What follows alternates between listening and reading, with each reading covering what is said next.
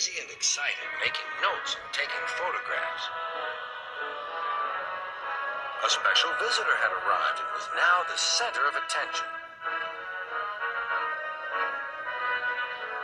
"Who is that?" whispered Thomas to Duck. "That," said Duck proudly, "is a celebrity." "A what?" asked Percy. "A celebrity is a very famous engine," replied Duck. "Driver says we can talk to him soon." "Oh," said Thomas, "he's probably too famous to even notice us." Just then Gordon arrived. "Huh," said Gordon. "Who cares? A lot of fuss."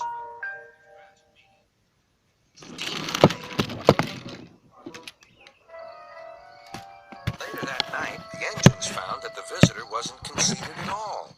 He enjoyed talking to the other engines till long after the stars came out. He left early next morning. Gordon was still complaining. "Good riddance," he grumbled, "chattering all night. Who is he anyway?" "Duck told you," replied Thomas. "He's famous." "As famous as me? Nonsense."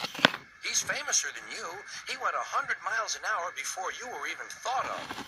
"Huh, so he says," puffed Gordon. "But I didn't like his looks. He's got no dome. Never trust domeless engines. They're not respectable. I never boast, but I'd say 100 miles an hour would be easy for me. Goodbye." Duck took some freight cars to Edward's station. "Hello," called Edward. "That famous engine came through this morning. He whistled to me. Wasn't he kind?" "He's the finest engine in the world," replied Duck. Then he told Edward what Gordon had said. "Take no notice," soothed Edward. "He's just jealous. He thinks no engine should be famous but him. Look, he's coming now." Gordon was running very fast. His wheels pounded the rails. "He did it, I'll do it. He did it, I'll do it." Gordon's train bumped and was gone. "He'll knock himself to bits," chuckled Duck.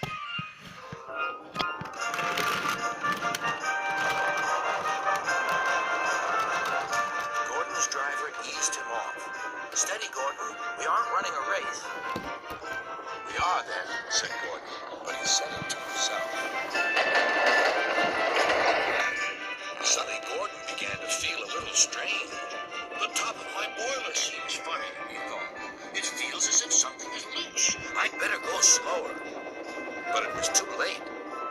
On the viaduct they met the wind. It was a teasing wind which blew suddenly in hard puffs.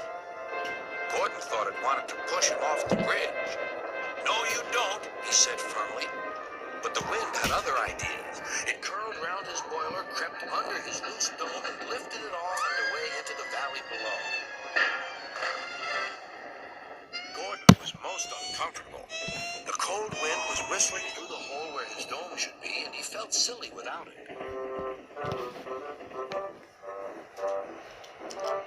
At the big station, the freight cars laughed at him. Gordon tried to wish them away, but they crowded around no matter what he did. On the way back to the shed, he wanted his driver to stop and fetch his dome. "We'll never find it now," said the driver. "You'll have to go to the works for a new one." Gordon was very cross.